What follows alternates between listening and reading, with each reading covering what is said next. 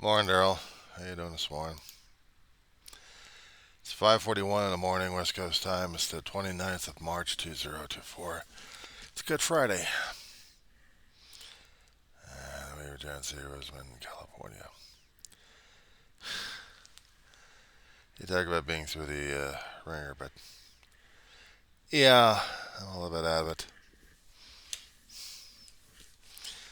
One of the videos I'm going to have to be sending over to a therapist at this point. Hell of a lot of stuff for her to go crazy over if she ever goes for the YouTube ever again. But me, I was doing a hell of a lot of soul searching this morning.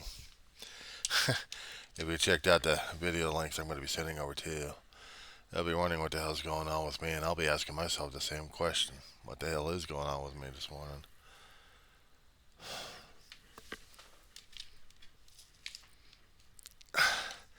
I'm not doing too well when it comes down for dealing with people directly.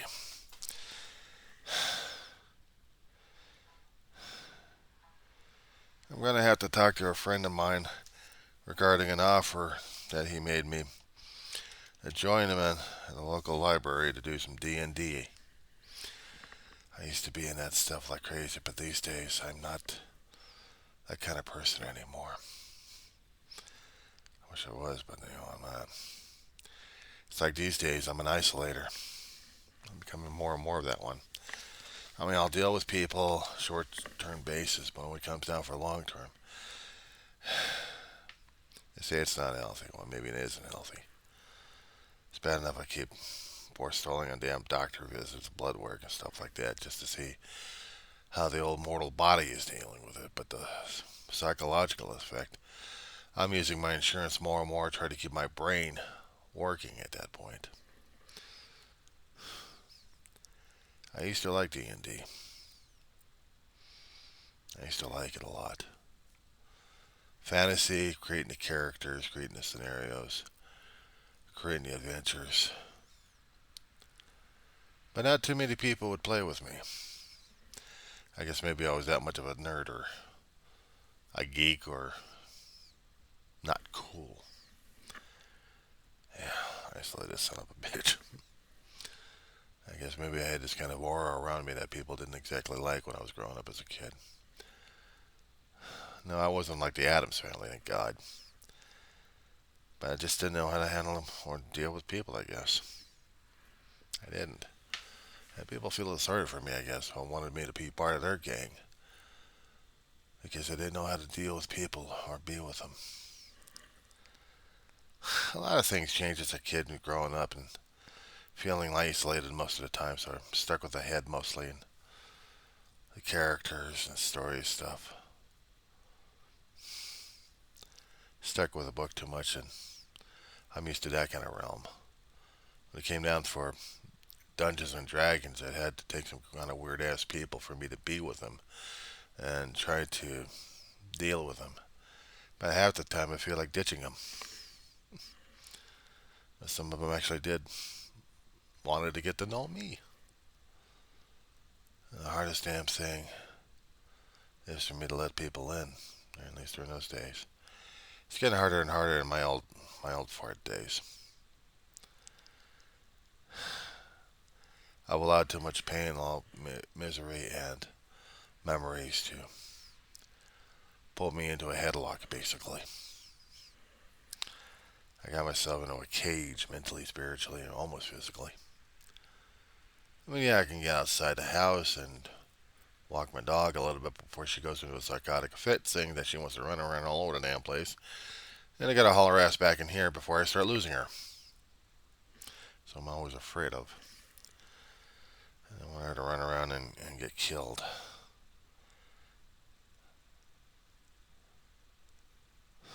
Once was enough.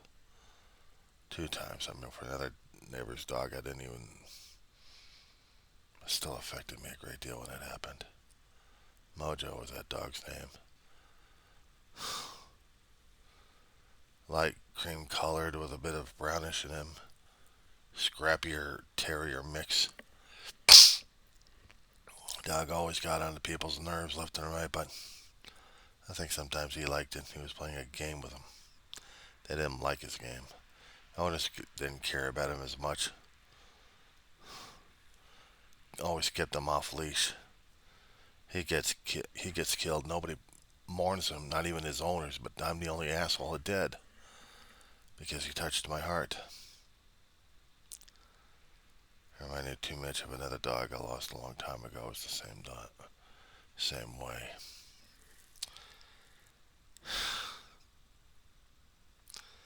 I've always been sensitive to death, dude. I just didn't realize how hard and how much. There's too much people in the past decade, a little bit. And it's becoming harder and harder for me to deal with death.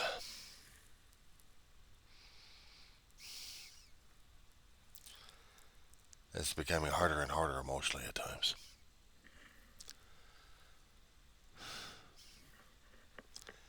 I just feel like isolating from everybody. I didn't want to deal with the heartache all over again. I didn't want to deal with anybody else who was going to be giving me any triggers, for that matter. Bad enough, I'll watch other shows that would give me the damn triggers, and that would go off. But this sounds like a bastard. I didn't want to disappoint my friend. 4 hours playing D&D.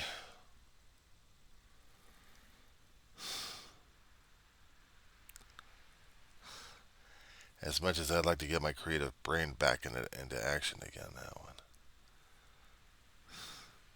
How do you know when you're ready? How do you know when you can actually do this? I say it takes courage. Courage to get out of a damn cage like this, walk out and just feel the sun in your face for a while. Let alone walk to some other place. This place is like about 3 miles away from home. It's about 3.5 hours walk, or maybe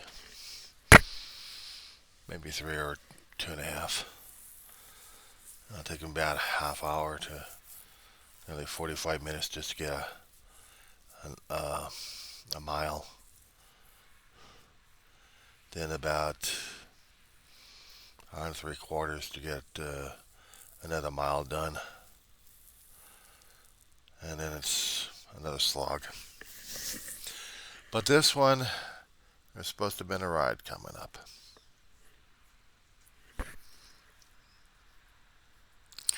I have to let my friend know today. I don't want to disappoint him. I keep disappointing him. But in dealing with the stuff I've got right now, it's like I'm depending more upon that as the crutch instead of anything else. And it takes a hell of a lot of courage for me to get the hell out of my damn self. Or out of my cage anyway. I could throw up a hell of a lot of excuses on this one. It's like I've been doing that for my damn health. Blocking all the damn doctor's visits left and right. Not to mention the damn blood work and stuff. And it's all me. I know. I don't put it on them. It's all on me. If I'm not ready to deal with it, if I'm not going to deal with it, I don't deal with it. I should have been dealing with it. But I haven't been. I haven't been. I was trying to confess my soul to the pastor. Talking to him what the hell was going on in my life. Some days are good and other days I get triggered like crazy and I don't even know what the hell is going on anymore. I got so damn scared of what the hell was going on today, I couldn't sleep. It's like about an hour and a half or almost 2 hours, and I woke up and then feeling like everything else was going hell in a handbasket and collapsing on me. And I was somewhat excited to see the sunrise concerning about Good Friday and get a picture of it.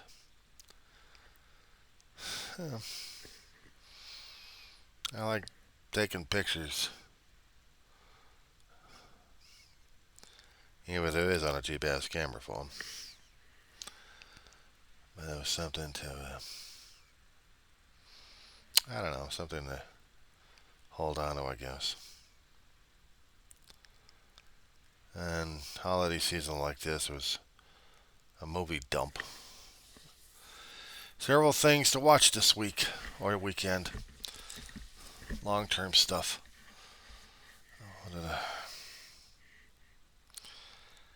I'm just not feeling it. I mean, earlier this morning I was going off on a tangent and then trying to get all metaphysical and stuff like that and pouring out my heart and soul to a damn. That's not a damn. He's a good guy. Pastor Ed Rivers. He's a good man, I think. Trying to pour out my heart and soul to this guy concerning what was going on inside of me. But let alone bringing it up to the higher power. Maybe I'm too much of a fooling idiot. Maybe I'm too much of a fooling idiot.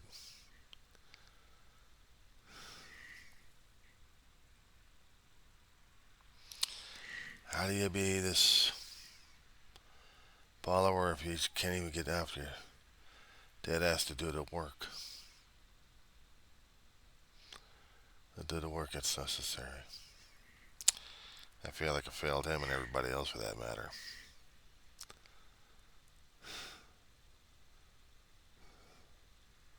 Maybe not so much. Maybe I'm still a work in progress, I hope. Yeah, and am I a work in progress? There's going to be a lot of things to talk about to a therapist about this one, but I had to get these things off my chest. I mean, I sent one video already over to, actually two videos already to the Rev. One of them, same one I sent over to him, I'm sending over to you. Previous ones, and then there's just this one. But what my therapist is going to get, it's a different story altogether, probably. I'm just trying to get my head wrapped around a few things, and I'm having a hell of an issue on that one. I'm having a hell of an issue on it.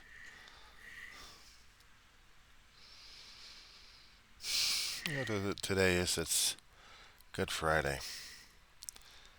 In Judeo-Christian belief, this was the day that Christ got hung on a cross, tortured, beaten, wept, humiliated. But he had no shame. He had to struggle with everything. He had to struggle with everything and everything else coming on him, that cross of his.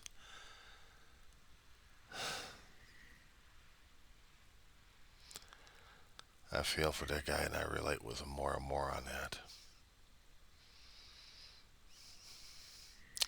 I guess I'm feeling it these days more and more. I'm seeing too much of the crap happening these days, dude. And I'm not quite sure how to handle it. I'm really not.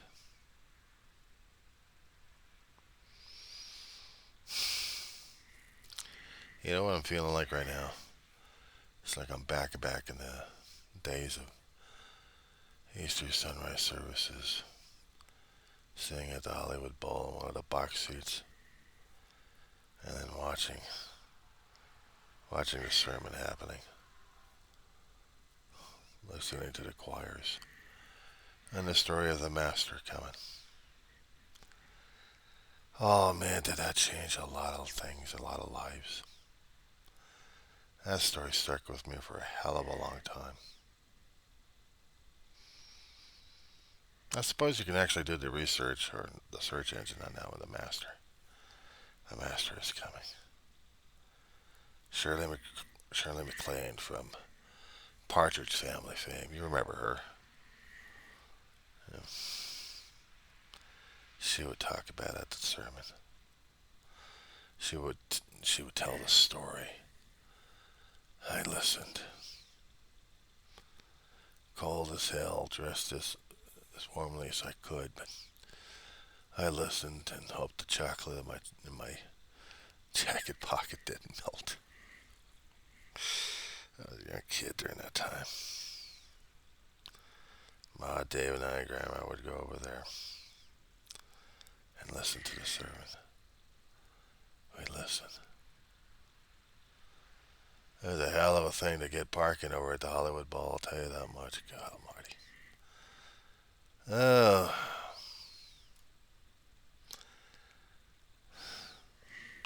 They've gone through so many reiterations about their place. It's not even funny.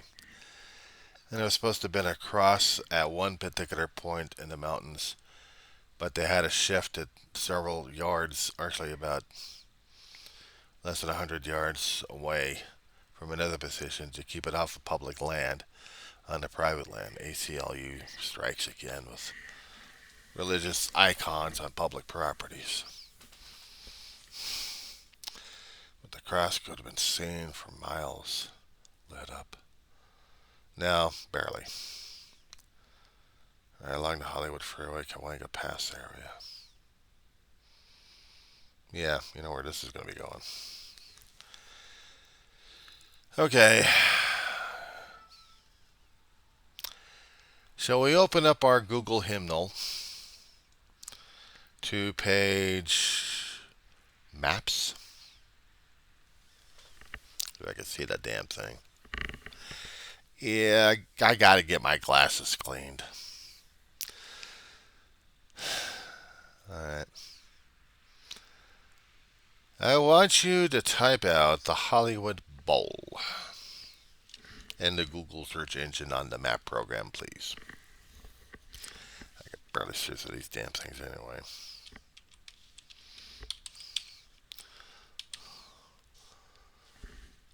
It's on Highland Avenue. Alright. On Google Earth, it would show you different things, but this is basically the maps program in itself. It'd be better if you happen to look at the satellite image instead of the layering. And you'll see how it is in the past few years, what the place looks like. Now, if I happen to go to Google Earth on this one, and I'll be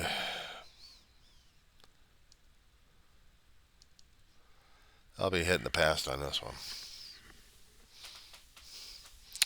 They made the changes about 25 years ago, within this century, I think, or maybe back in the late 90s on that one, where they changed the crosses position. So I'm just going to see the black and white photos back in 1985, if I can get it back that far on Google Earth.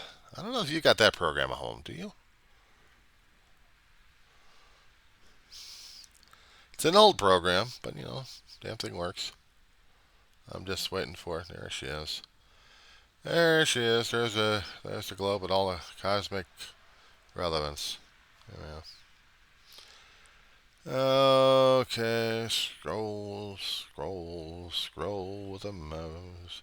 Scroll with a mouse. Okay, here's the 101 freeway. Was it the 170? Oh. Come on. 130. Shit. Get off my damn screen. I want to see. Okay, it is the 101. Okay, cool. Just want to make sure. Yeah, I'm having that kind of a day already. I'm having that kind of a morning. Okay, here we go. And we're almost doing the 3D effect on this one. So I'm going to be going on the east side of the freeway into the mountainsides. Now, if you're going to be looking at the Google Maps themselves, you're going to be seeing the mountainsides on the right-hand side, right?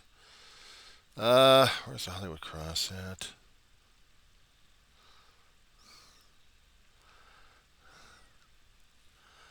Yeah, but it was a different location for that thing, wasn't it? Yeah, it was. Alrighty, so let me. Okay, there she is. There's the Hollywood Cross. Let's do the time warp again. Let's do the time warp again. Okay, here we go. 1994, earthquake time. Let me see. Damn thing wasn't there. Where can it be? Where can it be now? Ba-ba-da-ba-ba. Where can it be now? Ba-ba-da-ba-ba. Somewhere in the public area or government owned, which is public taxpayer stuff, there was a cross. Where the hell was it at? Oh, scheiße. Just in the vista. Hold on, let me take a look at something here. Let me put that up. Alright, I need to go back as far as I can to 1985. I know, this damn thing's going to drive me crazy. I got to wait for the pixels to kick in. It'll take it some time. Oh my god, that is sucky. Alright.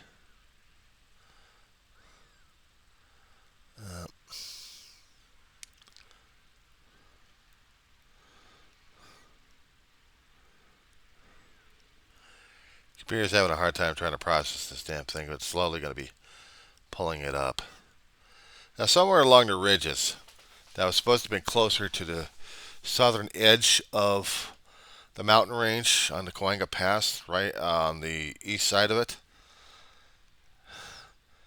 But they shifted it because of, as I said before, the ACLU is suing places left and right for putting up religious icons. This was a cross. This is a religious icon. And they had a conniption fit over this damn thing. I was just waiting for the computer to give me the information necessary on this one. Going back to 89 if I can. Okay. Hollywood Bowl was a different configuration during that time, but where the hell was it at? It was closer and lesser on the elevations. Let me see.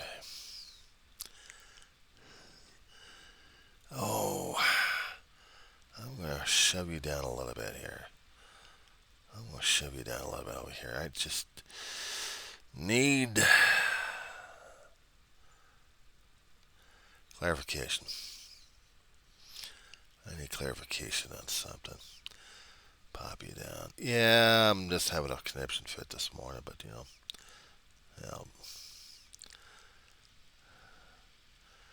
There's another cross on that one. Where the hell was it at on the other one? Oh, wait a second. It's the Ford Theater. I never realized about the Ford Theater. Holy beepee. Yeah, I said it. It's a stupid word, actually. Still, where the hell is that mount at? There she is. That's what I thought. Yeah. So they put up something over there as a... No, there it is. Okay. Okay, so when I'm looking at the Ford Theater, still along the Coanga Pass, it's a bit of a small theater that you would see on the right-hand side if you could. Right along the mountainside ridges, if you happen to see that road trail, kind of scroll a little bit over there. There's a white flat area that the cross used to be on. That would have been seen across the basin of LA and going through the pass. That would be on the highest peak of the mountain ranges there. It was glorious, dude. It was glorious. And that would have been in a perfect position to be seen at the Hollywood Bowl, right across the street from it. But they had to move the cross to where it also could be seen at the Hollywood Bowl. It just didn't have the effect, though. It really didn't. It just... I'm sorry, it just kind of depresses me. All these damn changes happening over the past God knows how many decades. I'm getting older and older, my friend. And I'm feeling it. As a kid, I'd see that in the background, just seeing it. I was beyond it until it was sunrise, and then when there's sufficient enough light to turn the thing off. But it was a beacon. It was something to look at. For the Christians, it was everything. At least during those days. I had Hershey eggs in my jacket pocket during those days.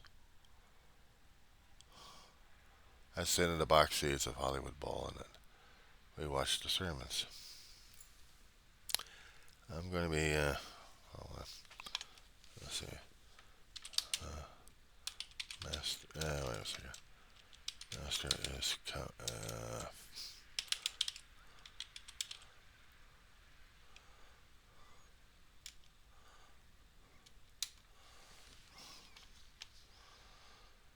I just wanted to get that text to this one.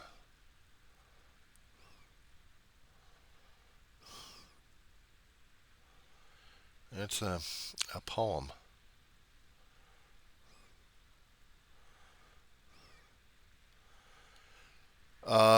Under one particular website, dude, hymnary.org. It's HYM as a Mary, N as a Nancy, ARY.org. Text, and it's the Master is coming. He's coming again. Yeah.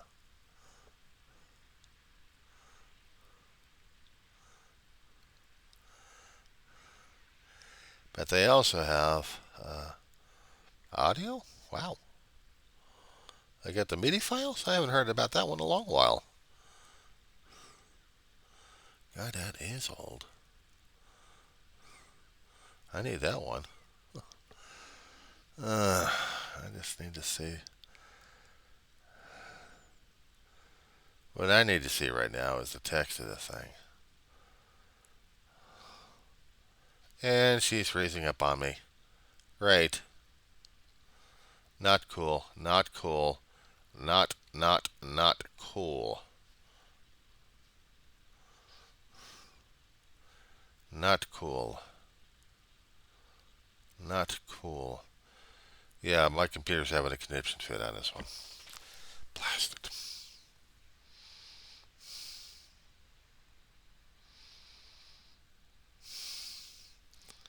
Okay.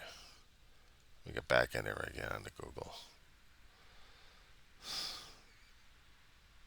I know you can find it later. I just want to make sure if I find it so I can get it uploaded myself, just to get the text of it. I mean, somewhere in my files I probably have it, but I keep losing the thing left and right. And yeah, to me it matters a great deal.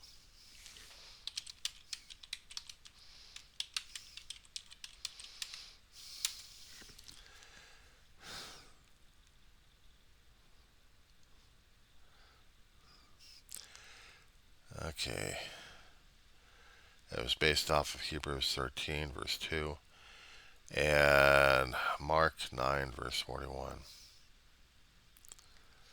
I'm going to get a PDF on that one if I can.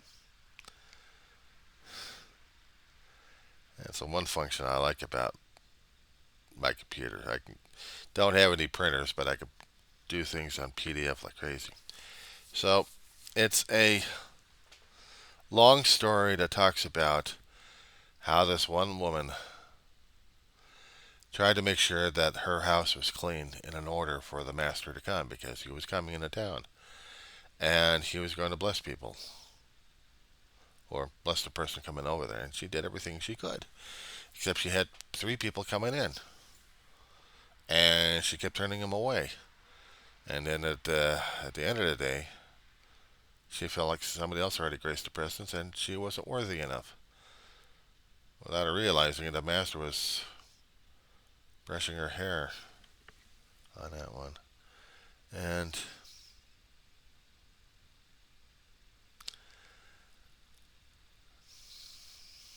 This is what they said. The master stood before me. His face was grave and fair. 3 times today I came to your door, craved your pity and care. 3 times today you turned me away. No help, comfort said. And your blessing is lost this special day, where your chance to serve has fled. O Lord, dear Lord, forgive me. How could I know it was thee? My saddened soul was so ashamed as I began that wretched plea. He spoke again. I pardon the sin, but the blessing is lost to thee. For comforting not the least of mine, ye have failed to comfort me.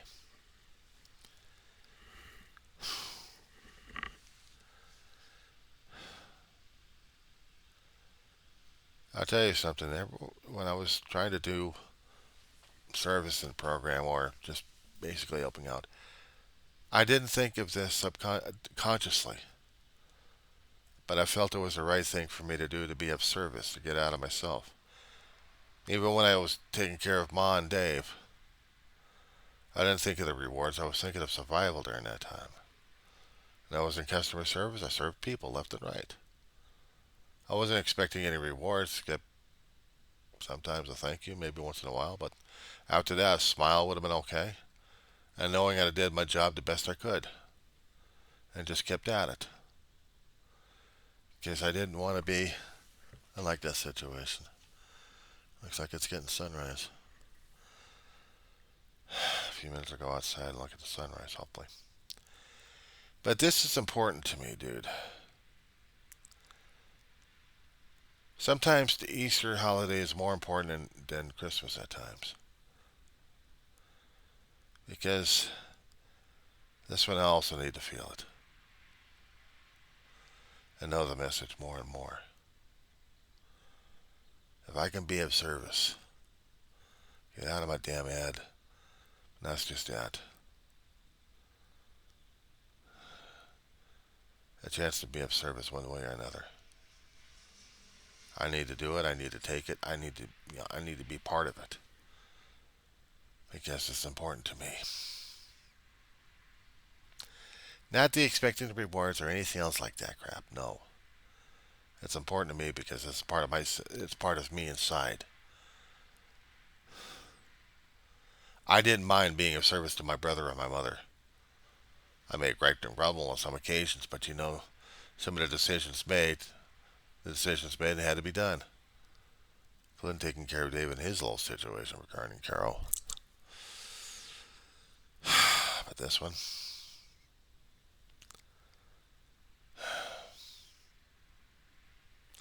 Anyway. I'm going to chase the sunrise. I'll talk at you later, my friend.